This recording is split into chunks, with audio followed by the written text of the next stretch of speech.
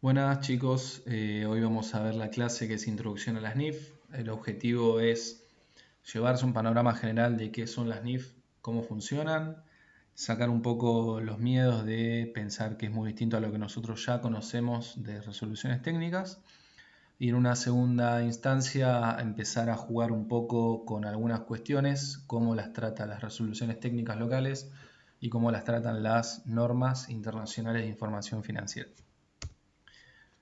Bueno, esto lo vamos a pasar, digamos, estos son los módulos. La primera parte tiene un componente muy teórico o histórico y la segunda parte es más práctico, más divertido, en donde ya empezamos a jugar en este juego de norma local versus norma internacional y vamos a ver algunos balances de algunas empresas que son reales, que están publicadas o en la CNB o algunos balances locales que conseguí por mi cuenta, siempre cuidando la información, pero bueno, son balances que no son inventados, sino que salen de la realidad. Bueno, algunos datos, por qué es tan importante algunas presentaciones de PowerPoint que sean efectivas. Fíjense que el 75% de lo que aprendemos entra por la vista. Bueno, una currícula, digamos, en mi experiencia. Fíjense, las palabras y las imágenes son 6 veces más eficaces que las palabras. Y tengan en cuenta, siempre que hagan algún PowerPoint, no cometer errores como este, de usar colores que son feos o exceso de texto. Un PowerPoint es un PowerPoint, si no sería un Word. Así que pasamos al primer módulo. Primero, ¿qué significa NIF? Quizás lo habrán escuchado también como IFRS, que es en inglés, Normas Internacionales de Información Financiera, en español, International Financial Reporting Standards, en inglés. Hay una diferencia en la traducción porque fíjense que NIF habla de normas y en inglés estamos hablando de estándar. Son estándares, son algunas cuestiones que se deben cumplir. No es lo mismo una norma que un estándar, pero bueno, es parte de la pérdida de valor que uno tiene cuando traduce algo literal del texto original. Quizás habrán escuchado no solo de NIF, sino también de NIC. Ahora vamos a ver que también es una cuestión cronológica. Las primeras normas internacionales que surgieron se llamaban NIC y luego con un cambio interno en el organismo que las emite y en el organismo que hace el control de la estructura en su conjunto, pasaron a llamarse NIF. También vamos a ver más adelante qué es el IASC y qué es el IASB. En primer lugar, tengan en cuenta que no todos los países usan las mismas normas, con lo cual quizás valuando una empresa bajo norma, doy un ejemplo por dar, en normas contables alemanas, por el criterio de medición y reconocimiento de ganancias te daba que era una empresa que tenía ganancias, pero si la analizábamos bajo las normas de otra localidad, otra jurisdicción u otro país, daba pérdida. Entonces, una empresa, supongamos, estadounidense, que desea invertir en Alemania, ¿qué hace si bajo norma alemana la empresa que quiere comprar es una empresa que da ganancia, pero bajo sus normas es una empresa que a priori daría pérdidas? Bueno, a priori diríamos no hace nada, no invierte porque la incertidumbre es tal que nadie le asegura que efectivamente la empresa que estoy analizando sea superavitaria o deficitaria. Entonces, a partir de esta necesidad internacional de permitir el libre movimiento de capitales, es decir, que haya inversiones a nivel mundial, surge la necesidad de poder tener una norma uniforme, unificada, que no importa si la estás viendo en Alemania, en Estados Unidos, en Etiopía, en Argentina o en China, todos estamos viendo esa realidad con la misma lupa. ¿Cuáles son los organismos, digamos, que se encargan de todo el paraguas cuando hablamos de NIF? Tenemos el IASC, tenemos el IASB, tenemos el IFRS Interpretation Committee y el IFRS Advisory Council. ¿Qué hace cada uno? Bueno, el IASC, que es International Advisory Supervising Committee, que es la traducción, digamos, en español es el comité internacional que asesora a la junta, que es el board, se encarga solamente de la parte estructural, es decir, de conseguir fondos, de darle las herramientas necesarias, todos los recursos o necesidad que tenga el IASP, que es el que vemos abajo, el que está en violeta, que es el que realmente elabora las normas. Es decir, el IASB, que es el board, por eso termina con B larga, es el que se sienta a emitir las normas internacionales y solo se encarga de eso, no puede perder tiempo en otras cosas, por eso el IASC, que es el de arriba que está en azul, es el que se encarga de darle toda la estructura, recursos, soporte y todo lo que el IASC pida para poder justamente elaborar las normas. ¿Qué es lo divertido? Digamos, el IASP emite las normas, pero no obliga a nadie a adoptarlas, simplemente pone a disposición estas herramientas, estas normas internacionales, para que cada país, cada organismo que regula la aplicación de normas contables decida adoptarla o no. En nuestro caso podríamos decir, bueno, en Argentina se aplican NIF, más adelante vamos a ver si la respuesta es sí o no. Y como organismos que son satelitales podemos encontrar el Interpretation Committee, que es el que está en verde oscuro arriba, que básicamente lo que hace es elaborar interpretaciones adicionales a las normas puras.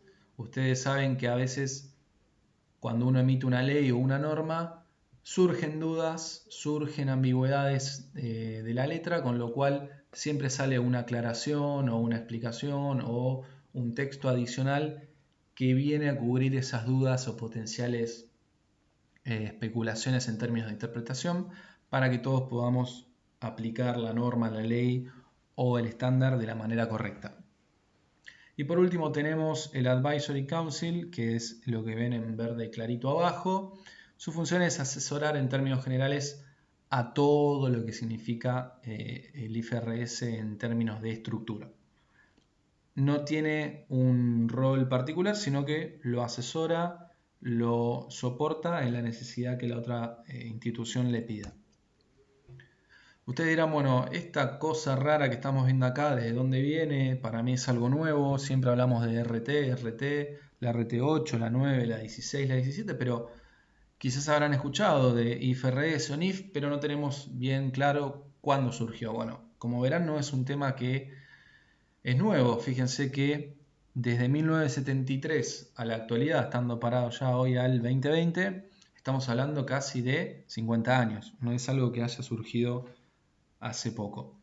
¿Cómo surgió? Bueno, en 1973 en Reino Unido se juntan, fíjense los países involucrados, son países potencia, países que mueven por lo general fácil el 70% del PBI porque son aquellos países que están interesados en justamente diversificar inversiones y aportar capital en el resto del mundo. Entonces para eso necesitaban normas internacionales que todo apliquen el mismo criterio para poder justamente estar seguros de esa inversión en el extranjero. Bueno, ¿quiénes fueron la junta original? Fíjense que son 13 miembros que por lo general son del rubro de las ciencias económicas. Tenemos contabilidad, negocios, análisis financiero, economía, econometría, en fin. ¿Cómo seguimos? Bueno, luego de 25 años, fíjense que hablamos de 1973 a la fecha, el IASC, que era quien en su primer momento elaboraba las normas, se dio cuenta que el nivel de implementación de las mismas era bajo, era nulo. 25 años trabajando para poder implementar esto a nivel mundial y no tuvieron buenos resultados. Por eso es que en 2000 hacen un cambio en la Constitución y a partir del 2001 quien va a elaborar las normas internacionales es el IASB, ya no es el IASC.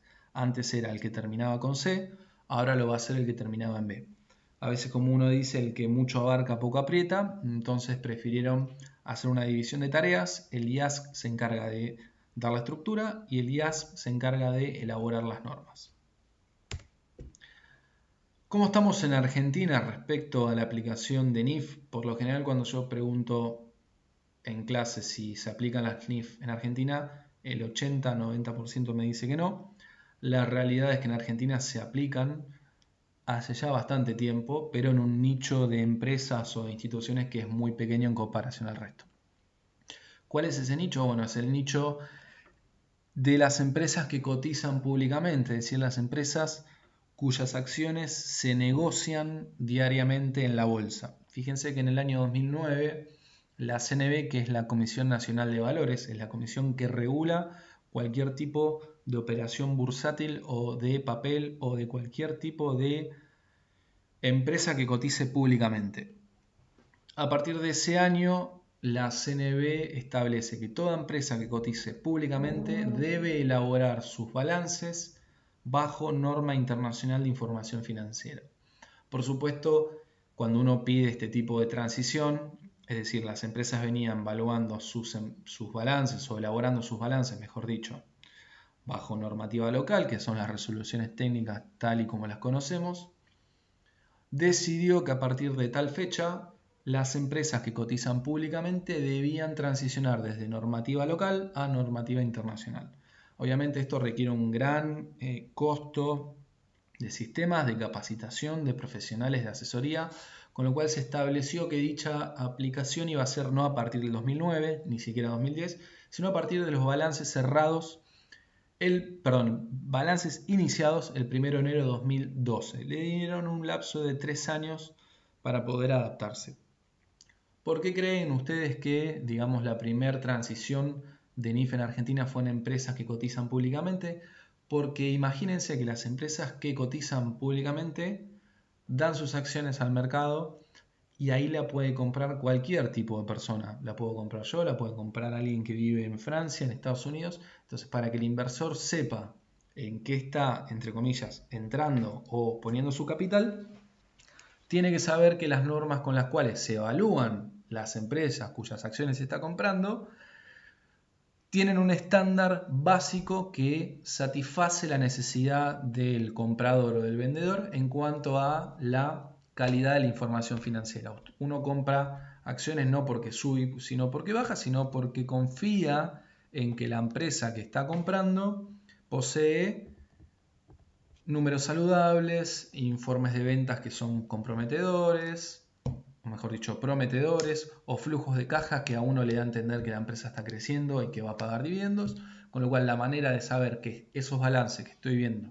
son creíbles es teniendo normas de contabilidad que sean estándar para todos y que satisfaga un nivel de exigencia, no importa en qué lugar del mundo estés parado. Primer punto importante, entonces, toda empresa que ustedes vean que cotiza públicamente arma sus balances desde el 2012 bajo NIF, no bajo normativa local. Con lo cual ahí ya tenemos, digamos, se nos abre el mundo en el sentido de decir, bueno, ¿en Argentina se aplican resoluciones técnicas? Sí. ¿En Argentina se aplican normas internacionales de información financiera? También. Obviamente, NIF se le requiere a un montón de empresas y a otras no. Como ustedes saben, las empresas que cotizan públicamente, si bien son empresas grandes, entre comillas, son en cantidad las menos en comparación a las que no cotizan públicamente. Por eso es un nicho muy chico. La pregunta es, bien, ya sabemos que empresa que cotiza públicamente tiene que aplicar NIF. ¿Qué otras empresas están obligadas? Bueno, si esa empresa que cotiza en bolsa es dueña de otras empresas, es decir, aplica el método BPP porque posee participación societaria sobre otras empresas, pero esas empresas no aplican NIF porque no cotizan públicamente, bueno, a efectos de elaborar el balance consolidado de la empresa que sí cotiza, van a tener que hacer esa pequeña transición de norma local a NIF. ¿Qué quiero decir? Yo soy una SRL, uso normativa local. Ahora, si a mí, mi controlante, me dice yo uso NIF, tengo que darle un balance en NIF para justamente él poder consolidar la información. Recuerdan que cuando vimos BPP, uno de los criterios para poder aplicar el BPP es que tengamos los mismos criterios de medición y de exposición. Cuando hablamos de eso, también hablamos de qué norma usamos. Si controlante usa NIF, controlada tiene que darle la información bajo NIF. Bien, dentro de las empresas que cotizan públicamente, si lo saben bien y si no nos enteramos ahora, tenemos un montón de empresas que son bancos o que son empresas aseguradoras. En ese caso, ¿tienen que aplicar NIF? Bueno, en primer lugar tenemos que saber que si les doy un ejemplo, el Banco Galicia cotiza públicamente en la bolsa y a priori debería usar NIF. Pero quien controla, cuando digo controla lo digo en términos de regulaciones, digamos, el órgano de contralor del Banco Galicia, como al ser una institución financiera, es el Banco Central. Y el Banco Central, hasta no hace mucho, tenía normativas que diferían de la NIF, con lo cual no aplicaba NIF completamente. Lo mismo con las empresas aseguradoras que dependen de la Superintendencia de Seguros. No aplicaban NIF completamente porque la Superintendencia les exigía cuestiones distintas en cuanto a exposición o en reconocimiento de activos pasivos y de resultados. Yendo a, digamos, la pregunta que nos podemos hacer es, bien, ya sabemos que NIF se aplica en Argentina, si no lo sabíamos lo estamos descubriendo ahora. La segunda pregunta es, sabiendo que se aplica, ¿a dónde voy a buscar la NIF? ¿O dónde voy a buscar el texto que me dice cuándo aplicar NIF o no? Y rompiendo un poco el mito de las resoluciones técnicas o NIF, es decir, son bandos opuestos que se pelean todo el tiempo para ver cuál aplica, vemos que paradójicamente quien te ordena a aplicar las NIF son las mismas resoluciones técnicas. ¿Qué quiero decir? Si ustedes quieren saber si la empresa que están analizando debe aplicar o no NIF, tienen que ir a por lo menos la RT26. Como ven, la primera resolución técnica que dispuso qué empresas o no utilizaban NIF fue la RT26. Ya vamos por la RT40 y largo, con lo cual a mitad de la RT donde estamos parados hoy ya NIF existe. Y fíjense que no solo salió la 26, sino que se le dieron modificaciones que agregaban o cambiaban información, como la 29, la 38 y la 43. ¿Qué dice cada una? Vamos a hacer un pantallazo general porque no podemos leerlas acá en clase, pero la 26, que es el pilar de la RT que te manda a leer la NIF, es la 26. La 29 hizo unas pequeñas modificaciones en cuanto a definición de pyme. Ustedes piensen que NIF es una norma que se puede aplicar en Argentina, en Brasil, en Colombia, en China, en Japón, no sé, en India o en Unión Europea. Entonces cada país tiene una definición de pyme que es distinta. Bueno, Argentina, para poder saber si aplicaba o no, decidió hacer una aclaración respecto a qué es pyme en Argentina, que puede diferir completamente de pyme en Estados Unidos. Y bueno, como ven, una vez que tenemos la 26, que es la principal, la 29, que es accesoria, todas las resoluciones técnicas que vinieron después simplemente vinieron a modificar algunos párrafos, como por ejemplo la 43, que cambió básicamente el concepto o algunos criterios para utilizar el consolidado de estados contables. Si les interesa, no es obligatorio que lean las 4 RT, pero si les interesa el tema, pueden ir a estas 4 y entender un poquito más de qué trata. Bien, todo muy lindo, vos me decís que se usa en empresas que cotizan en bolsa en Argentina, pero ¿cómo venimos respecto al resto del mundo?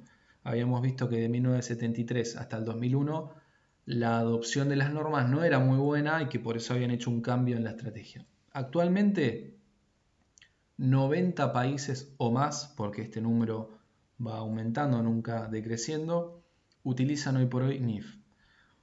Y fíjense que en los ejemplos que los de hoy, no es casualidad que que los países que adoptan NIF son países o uniones, porque ahí tenemos Unión Europea, que si bien es la sumatoria de muchos países, funciona como un conglomerado único, pero fíjense que quienes adoptan NIF son economías pujantes, son economías que invierten en el resto del mundo y por lo general mueven el PBI mundial.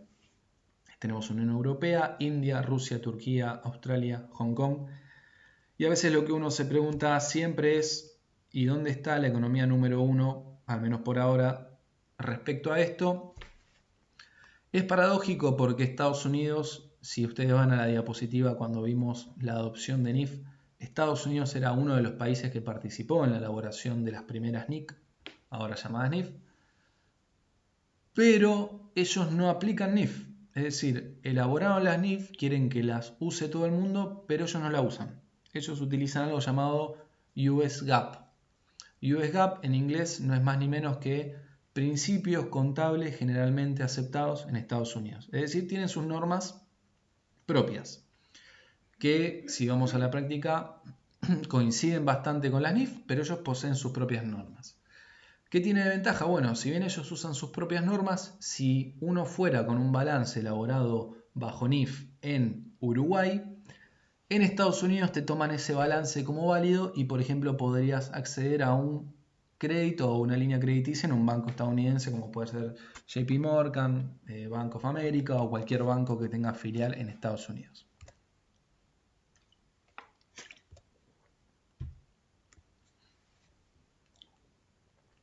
Superada la primera parte, que es la parte menos divertida, vamos a ir a la parte 2, en donde vamos a ver cuestiones bien prácticas y reales de las NIF en relación a las normas locales.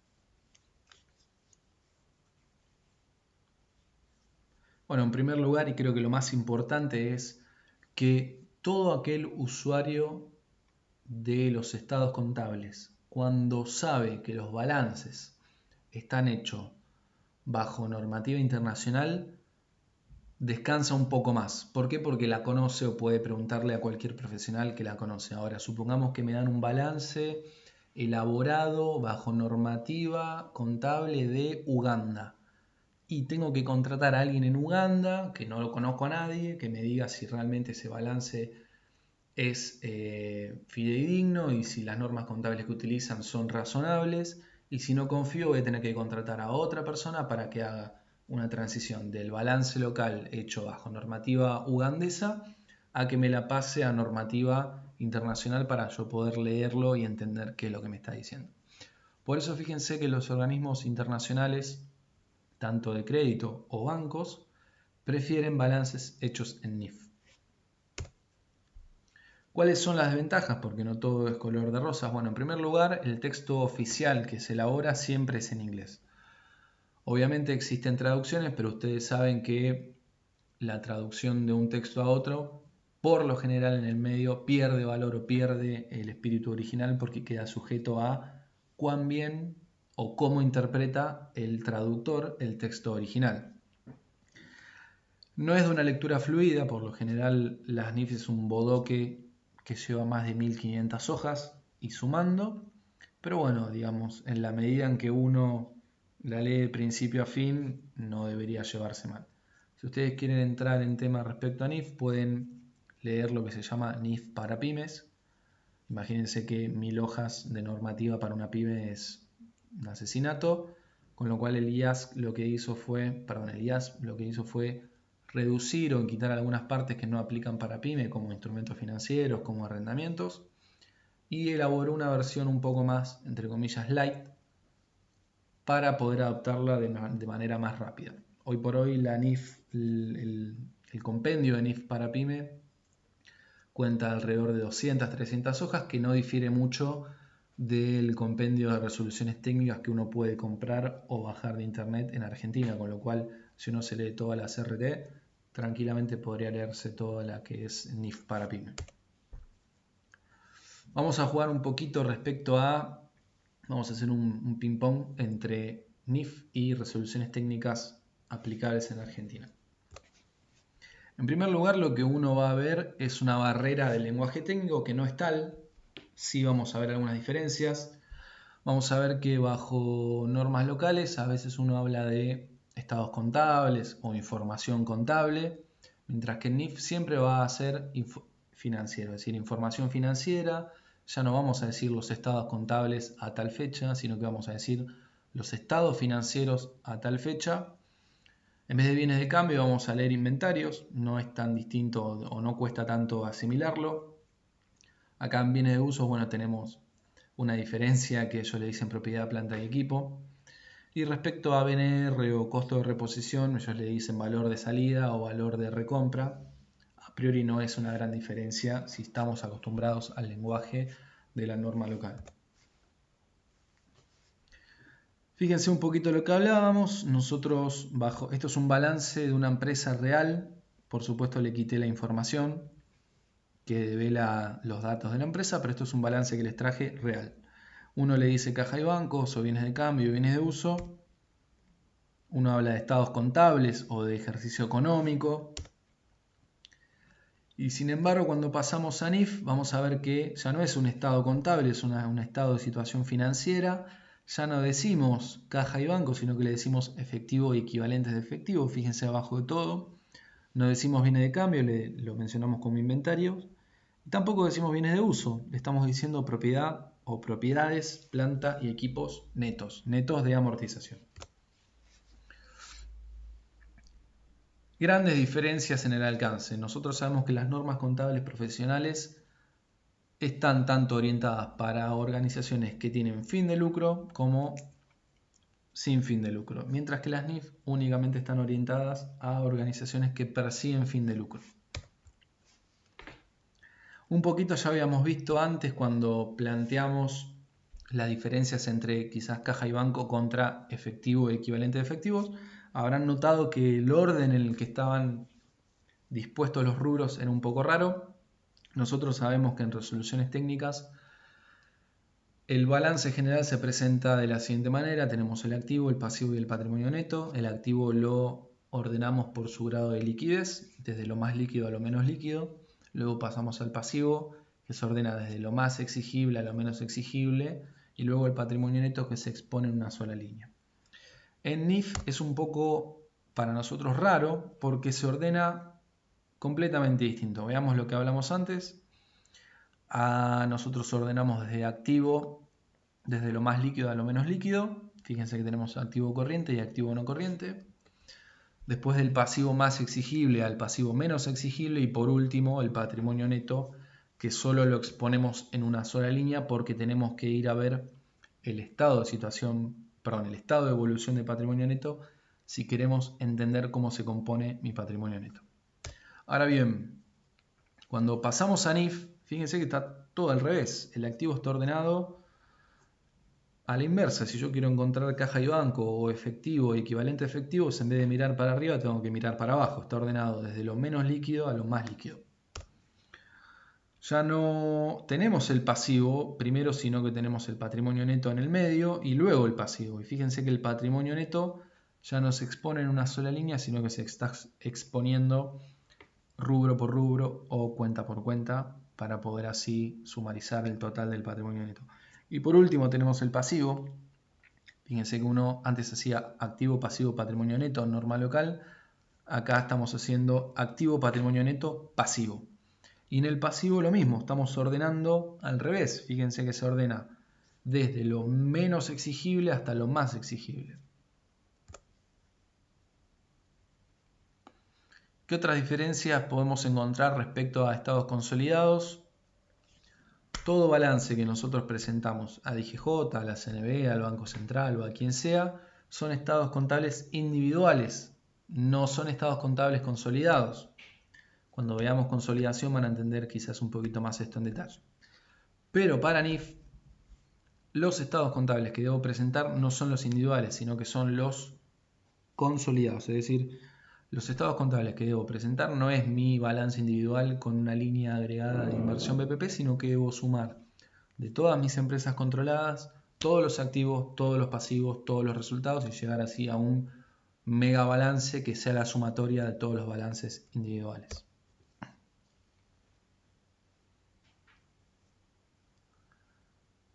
¿Cómo demostramos esto? Bueno, vean que el estado de situación financiera, ya no es estado contable, dice en su título estado de situación financiera consolidado, ni siquiera individual, consolidado.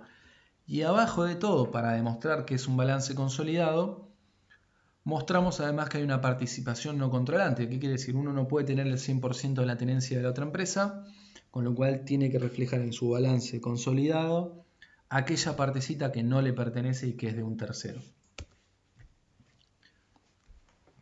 Los balances locales, ustedes saben que en caso de no poder calificar algunos ingresos o egresos dentro de la actividad normal, posee como opción encuadrarlo en lo que llamamos partidas extraordinarias, ingresos extraordinarios o egresos extraordinarios. NIF lo que te indica es que bajo ningún concepto algo puede ser extraordinario, así que debemos o incorporarlo en alguna línea que nosotros ya poseamos en el estado de resultados o explicarlo correctamente para entender la naturaleza, pero uno no puede decir que es extraordinario. Para NIF no hay nada extraordinario, se puede calificar o clasificar dentro de algún rubro o clasificación del estado de resultados. Si ustedes van a las notas de un estado contable que está elaborado bajo norma local, van a ver que es bastante diverso. Hay balances que tienen notas que son muy explicativas y detalladas y suman información, y hay balances que poseen pocas notas o poseen notas que no aclaran demasiado y que no le suma como información adicional a los cuadros básicos que tiene un balance. NIF hace un cambio rotundo respecto a esto, es muy exigente y sí posee algunos estándares o requisitos al momento de elaborar las notas, que quizás hablando en el aire no se sepa o me digas, che, ¿cuál es la diferencia? No entiendo. Le voy a mostrar qué gran diferencia hay cuando uno habla de notas. Les doy una nota de un balance que está hecho en norma local. Fíjense que acá estamos viendo la nota 4 de otros créditos. ¿Qué quiere decir? Esta nota refiere al rubro créditos fiscales del estado de situación patrimonial. En el estado de situación patrimonial uno podía ver un saldo de créditos fiscales de 22.584.000 pesos y a uno le interesa como auditor, como lector de la información contable, entender cómo está compuesto ese crédito, básicamente para entender cuándo lo puedo usar o no o cuán recuperable es en el tiempo. Y por eso uno va a la nota. Por lo general, cuando uno va a la nota de créditos fiscales, se encuentra con descripciones como IVA a crédito fiscal o saldo a favor de ingresos brutos, anticipo de ganancias, anticipo de un montón de otras cuestiones que le permiten a uno entender cómo se componen esos créditos. Lo loco o lo gracioso, entre comillas, es que el rubro créditos fiscales, cuando uno iba a la nota, que es esta nota número 4, la nota dice lo mismo que el rubro, es decir, no me está agregando información. Si justamente un detalle es dar más información que lo resumido, no tiene sentido que el detalle sea igual de resumido que el resumen. Ahora fíjense ustedes, en NIF les traigo la misma nota de otros créditos o créditos fiscales y fíjense cuán extensa es. Les muestra qué tipo de crédito es, no solo corriente, sino también no corriente, con lo cual uno puede entender ese globo que vio en el estado de situación patrimonial, cómo se compone. Fíjense que tenemos saldo a favor de ingresos brutos o reintegros de IVA por exportaciones, tengo embargos a recuperar, tengo impuesto a las ganancias, un saldo a favor que me quedó otro periodo, etc. Uno puede, entrando en detalle, saber cuán reales o cuán utilizables son esos créditos que tengo a favor. Esto no lo vimos en el ejemplo anterior de la nota a otros créditos de un balance hecho en normativa local. Bueno, como saben ustedes, cuando vimos valor llave, en la medida que uno pueda determinar una vida útil del valor llave, debería amortizarlo. ¿Qué quiero decir? En normativa local, si uno dice el valor llave tiene una vida útil de 5 años, tengo que amortizarlo. Si decido que mi valor llave no tiene vida útil, no puedo amortizarlo porque no sé por cuánto dividirlo. Pero es una cuestión optativa, puedo darle una vida útil o no darle. En NIF no hay opción, no hay elección, siempre el valor llave es de vida útil indefinida, es decir, una vida útil indeterminada, con lo cual no estoy en condiciones de poder amortizarlo porque básicamente no sé qué vida útil tiene y tampoco puedo dividirlo por la cantidad de años que le asigne. Acá les traje una nota de NIF respecto a qué considera como valor llave. Fíjense que no solo te explica cuál es su valor llave, sino que incluso te explica cómo la evalúa, cómo la examina y qué criterio utiliza para evaluarla en todos los balances. Nosotros vimos que cuando hablamos de BPP, dijimos que control o control conjunto era cuando puedo decidir sobre el total de la empresa, no sobre una parte, o soy dueño de todo o no soy dueño de nada, mientras que en NIF uno podría tener control parcial de ciertas cuestiones. Yo puedo decir, yo quiero tener control sobre esta línea de negocio o quiero tener control sobre esta cantidad de activos y el resto no me meto o no me interesa.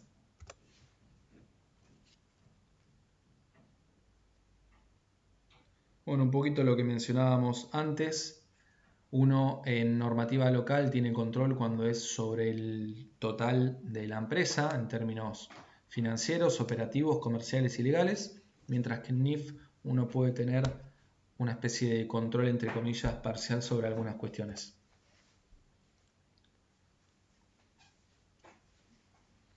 También vimos en BPP que no puedo aplicar el consolidado, no puedo aplicar el método de evaluación de empresas cuando el control es temporal o cuando el control es inefectivo. Es mi única excepción en normativa local para no aplicar BPP. ¿Qué opción tiene NIF? Bueno, NIF lo que te plantea es lo siguiente: si vos tenés una empresa controlada y aplicar el método BPP es muy costoso, muy caro, lo que podés hacer es tratar de encontrar un valor justo de mercado. ¿Qué quiere decir? ¿Vos controlás una empresa que produce alimentos? Sí. En vez de aplicar todo el método BPP sobre esa empresa que produce alimentos, fíjate en el mercado si existe una empresa similar que se esté comprando o vendiendo y tómalo como valor para extrapolarlo al valor de tu empresa. Esto se usa mucho en economías donde la transacción o compra-ventas de empresas es recurrente y hay bastante nivel de transacciones en ese sentido. También vimos en BPP que para poder consolidar o para aplicar el método BPP teníamos que tener una ventana de tiempo aceptable de 3 meses o menos, siempre y cuando cerrara la controlada y después la controlante, nunca al revés. Con lo cual, en ese caso, si teníamos una ventana de tiempo de 3 meses o menos, podíamos usar los balances tal como los tenemos. NIF no hace distinción, no importa quién cierra primero, siempre y cuando haya 3 meses como máximo. Si cierra primero controlada o cierra primero controlante, toma como válido esos balances y no te pide ni un balance especial ni ningún tipo de información parcial a la fecha de cierre de la controlante. Quizás el método más novedoso o el concepto más novedoso o distinto de lo que aplicamos en Argentina es la moneda. Nosotros siempre, bajo normativa local, decimos la moneda a utilizar es la moneda de curso legal, en este caso el peso argentino. Y en caso de no haber inflación, la moneda homogénea será equivalente a la moneda nominal, con lo cual todos los balances que se realizan bajo normativa local en Argentina deben expresarse en pesos. Y ustedes me dirán, bueno, pero pará, tengo una empresa que tiene dólares. Bueno, o tiene una deuda en dólares. Perfecto. La tendrás que convertir al tipo de cambio de cierre del Banco Nación de tal fecha y exponerla en pesos. Pero todo tu balance va a ser expuesto en pesos argentinos. ¿Por qué? Porque la moneda a utilizar es la moneda de curso legal. ¿Qué es lo que plantea NIF? Como las normativas internacionales se pueden aplicar en cualquier parte del mundo, no te puede decir qué moneda usar, no te puede decir usa el dólar, usa el yen, usa el euro, sino que lo deja librado a tu elección con criterio. NIF te dice, tu moneda a utilizar no necesariamente tiene que ser tu moneda de curso legal. Vos vas a usar un concepto que se llama moneda funcional. La moneda funcional es la moneda que mejor explica tu contorno o tu contexto económico. ¿Qué quiero decir con esto? Por más de que vos estés en Argentina, si la moneda que mejor explica tu negocio es otra, vas a poder armar tu balance en esa moneda. ¿Cómo sabemos si es la que mejor explica, digamos, mi contexto o el giro de mi negocio? Bueno, si yo soy una empresa que importa y exporta bienes del exterior y aquellos bienes que importo y exporto son en moneda, pongamos cualquier nombre, real, estaría en condiciones de armar mi balance en real porque es la moneda funcional que mejor explica mi negocio. No tengo por qué andar convirtiendo o no tengo por qué estar sujeto a los vaivenes de la moneda local. Bueno, acá les traigo un ejemplo, una nota de un balance donde explica por qué usamos la moneda que es el peso argentino. En este caso tenemos un ejemplo donde en esa época no se aplicaba ajuste por inflación porque no se llegaba al 100% de inflación acumulada en 3 años. Y después tenemos un balance elaborado bajo normativa internacional. Este balance que les muestro es de una empresa que cotiza en la CNB, es la Anónima Sociedad, es un supermercado del sur. Y fíjense que explica la empresa, la anónima se llama SAIEP, Sociedad Anónima Importadora y Exportadora de la Patagonia, que si bien aplican NIF, su moneda funcional coincide con la moneda de curso legal. ¿Por qué? Porque es la moneda que mejor explica el giro económico de la empresa. Fíjense que en el punto 2A justifican que la moneda funcional y de presentación de la sociedad es el peso argentino. El peso argentino es la moneda que mejor refleja la sustancia económica de los hechos subyacentes y las circunstancias relevantes de la sociedad. Es decir, la empresa conscientemente eligió el peso como su moneda funcional. En normativa local, aun cuando la moneda funcional tuya sea el dólar, no tenés otra opción más que expresarla en pesos. Bueno, me dirán, ¿y qué pasa con ajuste por inflación en NIF? ¿Existe o no existe? El ajuste por inflación es una locura que solo pasa en Argentina porque somos un país que es hiperinflacionario en términos crónicos y en términos históricos. No, la realidad es que NIF entiende que como esto se puede aplicar en cualquier parte del mundo, esto podría ser aplicado a países como Japón, que tiene deflación, países como Estados Unidos, que tiene inflación de 1%, 2%, o en países que tienen inflación altas como Argentina, Venezuela, países de África. Entonces, ¿qué me dice, digamos, el ajuste por inflación? Bueno, si tu órgano de contralor es la IGJ, tenés que ajustar por inflación. Si tu órgano de contralor es la CNB, tenés que ajustar por inflación, pero se dio una prórroga porque no se llegaba con los tiempos, vas a tener que hacerlo, fíjense, digamos, a partir del 6 de marzo del 2019, estás obligado a hacer los estados contables ajustados por inflación. Ustedes piensen que el ajuste por inflación en Argentina empezó a ser vigente a partir de julio de 2018, con una salvedad que después la veremos. Desde julio 18 hasta diciembre 18 uno tenía la opción de aplicarlo o no. En diciembre 18 estaba obligado a aplicarlo y la CNB lo que dijo es: vamos a dar una prórroga más de 3 meses, recién en marzo van a tener que empezar a ajustar sus balances por inflación. ¿Qué es lo que dijo el Banco Central? Bueno, ustedes piensen que el ajuste por inflación lo que trata de explicar es la pérdida o ganancia del poder adquisitivo de la moneda por activos monetarios, es decir, dinero.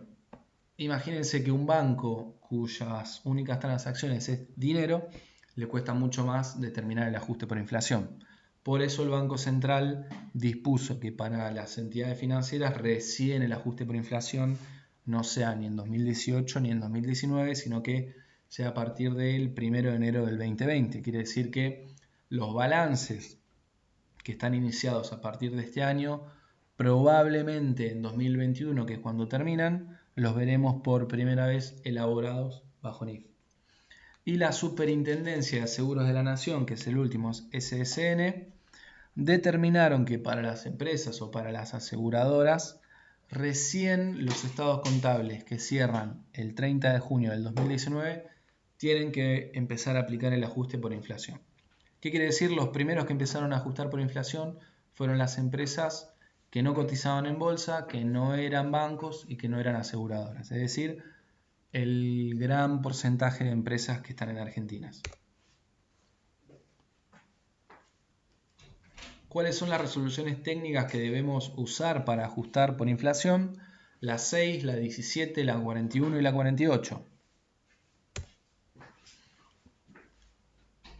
¿Cuál es la NIF que debería aplicar si estoy en una economía hiperinflacionaria? La NIC 29. Ustedes vean desde cuándo está vigente la NIC 29. en 1989. Es decir, desde 1989 las normas internacionales están preparadas para darte una respuesta respecto a balances que deban ajustarse por inflación. Y si ustedes leen la NIC 29 van a notar que es 90% igual a la RT6. ¿Por qué? Porque Argentina es campeón mundial, experto y líder supremo de hiperinflación. Si no saben o no recuerdan o no vivieron, Argentina entró en un proceso hiperinflacionario en la década de los 80. Llegamos a tener una inflación mensual del 300% y una inflación anual del 1000% y hasta llegamos a 4000%, con lo cual somos expertos en inflación y en ajuste por inflación. ¿Qué es lo que me dice la NIC 29? Me establece un montón de cuestiones que debo considerar como parámetros para decir que estoy en una economía hiperinflacionaria y por lo tanto debo aplicar ajuste por inflación.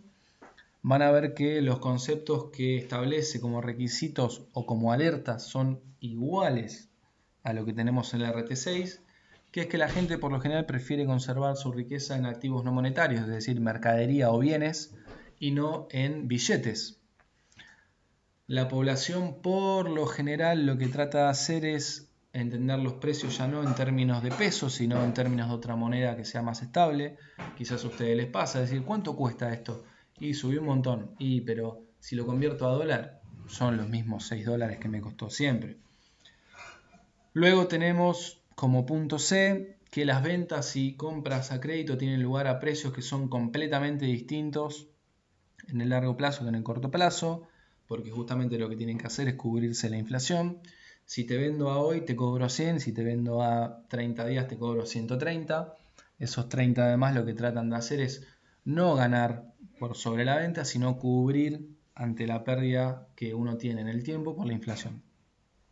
Otra cuestión que vemos mucho, y ustedes cuando lean, fíjense si no están leyendo la situación actual de Argentina, las tasas de interés, salarios y precios están indexadas, es decir, todo es una carrera que va acorde a la inflación. La inflación es del 50%, bueno, la tasa de interés está en 50 o más. Recuerden, el EVAX o el ELIX siempre estaban más o menos en un porcentaje parecido a la inflación. Los precios, obviamente, se mueven. Si la inflación es del 50%, bueno, yo te remarco un 50%. Los salarios, ¿cómo se negocian? Bueno, si la inflación es un 50%, los sindicatos van a pelear un aumento parecido, igual o mayor a la inflación. Si la inflación fue del 50%, el comercio consiguió un aumento del 48%. Y por último, y punto más importante, que es lo que realmente define en términos duros cuando tenemos una economía hiperinflacionaria, es que la tasa acumulada de inflación en 3 años es del 100%. Ustedes recuerden o sepan que las tasas de inflación no se suman, se multiplican.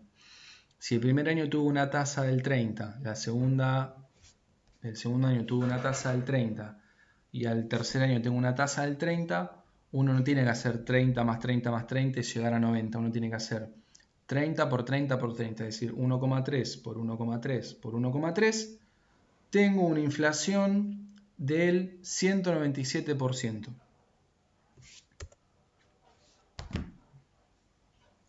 Acá tenemos una nota de NIF respecto a si considera o no aplicar ajuste por inflación.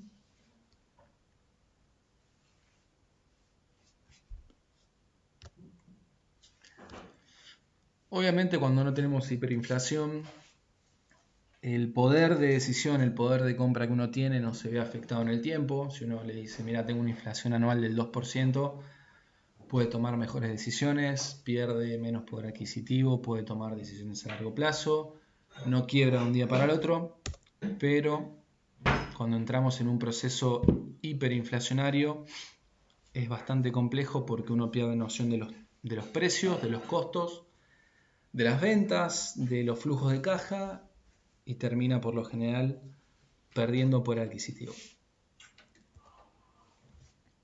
Les traigo acá un ejemplo que es de Pampa Energía, no sé si la conocen, es una empresa argentina justamente de energía. Fíjense que la empresa en su momento hizo un cambió su moneda funcional de pesos a dólares. y explica por qué.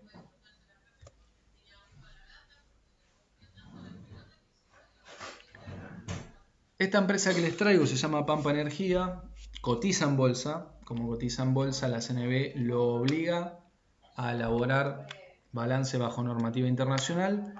Y como ustedes saben que a partir del 16 de marzo los balances bajo CNB tienen que ser en NIF, este balance que les traigo, que es intermedio, fíjense que es al 30 de junio, es decir, ya estaba obligado a aplicar NIF, realmente aplicó NIF, porque si ustedes van al estado de resultados, van a ver que agregó una línea que antes no estaba, que es la línea de RECPAM.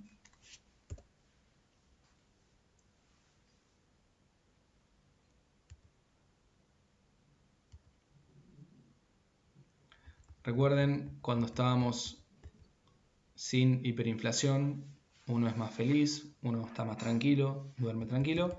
Y cuando uno está en un proceso de hiperinflación, por lo general, cuando se levanta a la mañana, se siente así.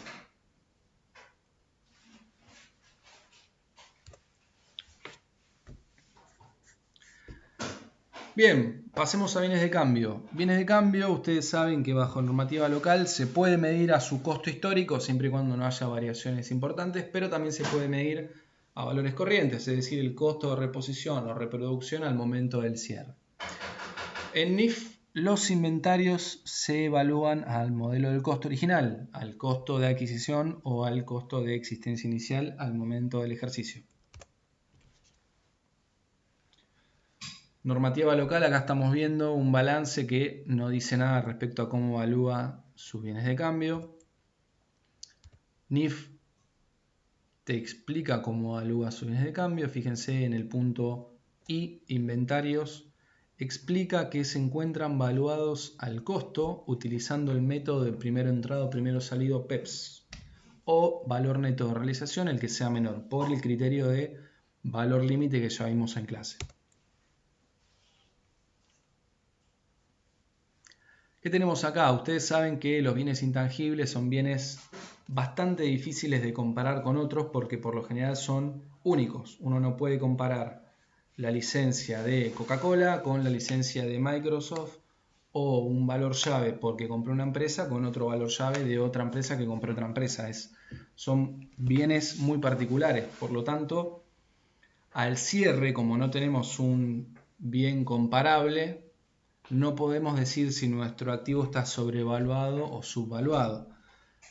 Por lo tanto, cuando tengo un intangible en normativa local, no tengo la posibilidad de hacer un revalúo. Ahora NIF te dice si encontrás un intangible, y cuando dice encontrás, no es de manera caprichosa, tiene que haber un fundamento técnico y económico, pero te dice si encontrás un intangible que sea parecido en el mercado al intangible que vos tenés en tu empresa y te sirve como referencia para evaluar tu intangible, utilízalo.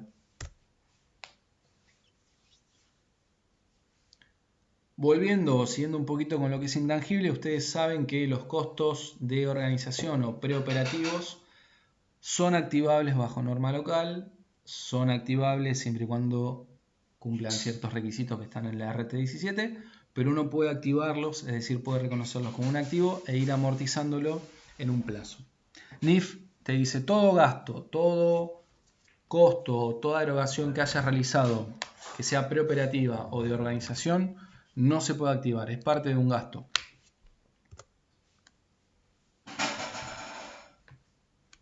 Pasando al rubro bienes de uso. Para las resoluciones técnicas, el costo, es decir, el valor por el cual voy a activar mi bien de uso es lo que nosotros conocemos como costo de adquisición, es decir, el sacrificio económico de tener el bien acá a disposición de ser utilizado y o vendido. Es el precio del bien más todos los gastos necesarios, más el flete, más algún gasto necesario sí o sí de instalación y puesta en marcha. Pero nunca incorpora como posible costo un costo futuro de desmantelamiento o desinstalación. NIF lo que te dice es que si vos vas a instalar una máquina, que es una máquina que no podés mover de acá para allá, sino que tenés que dejarla fija en un lugar, si vos vas a instalar esa máquina, dentro del valor del activo, dentro de su costo, no solo tenés que incorporar el costo real de ponerla en el lugar, sino también el costo futuro de sacar la máquina y llevártela. Es decir, tiene en cuenta un costo más integral de lo que representa poder tener la máquina a disposición y moverla y usarla en cualquier lugar.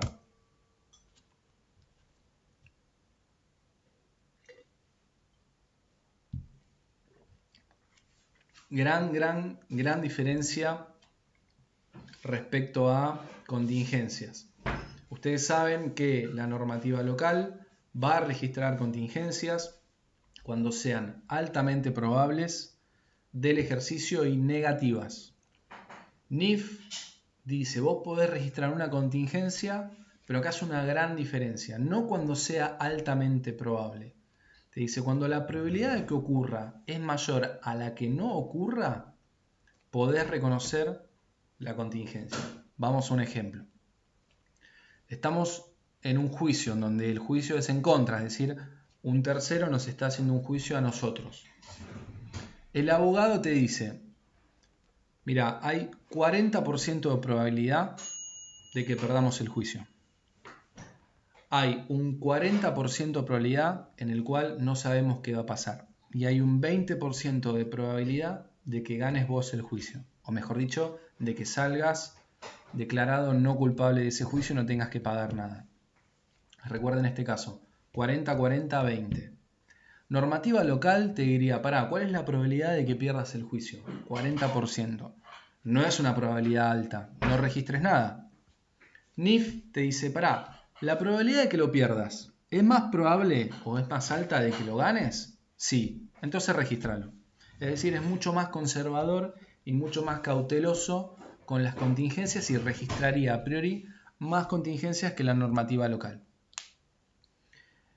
Y por último y cerrando, van a ver que cuando hablamos de evaluación de inventario, uno en norma local puede usar webs, PEPs, PPP, no hay ninguna restricción, en ningún momento ninguna norma te dice este no podés usarlo, te lo deja a libre elección siempre y cuando lo mantengas, y si lo cambias tenés que hacer todo el cambio como vimos en bienes de cambio o en área por cambio de método.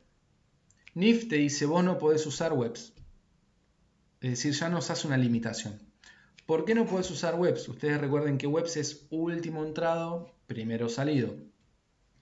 Ustedes piensen que si la mercadería que nosotros incorporamos en el patrimonio siempre va a ir al costo, supongamos que en enero compré mercadería a 10, en marzo la compré a 12 y en diciembre a 13.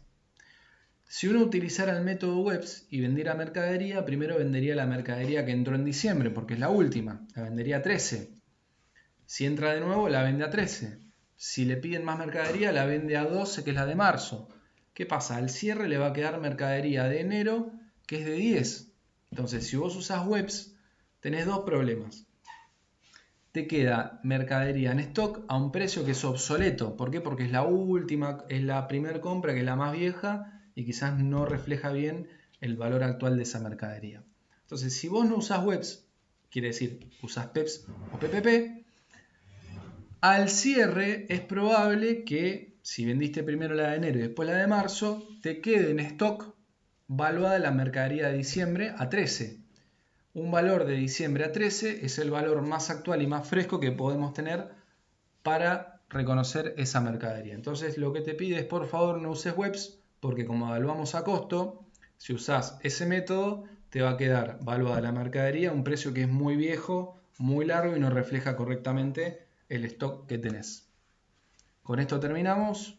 No puede haber preguntas y respuestas porque no tenemos clase, pero lo que les recomiendo, chicos, por favor, es lean bien este PowerPoint, estudienlo, sepan que este tema NIF, si bien es una clase, entra en el examen y de hecho nos gusta tomar bastantes preguntas de este tema.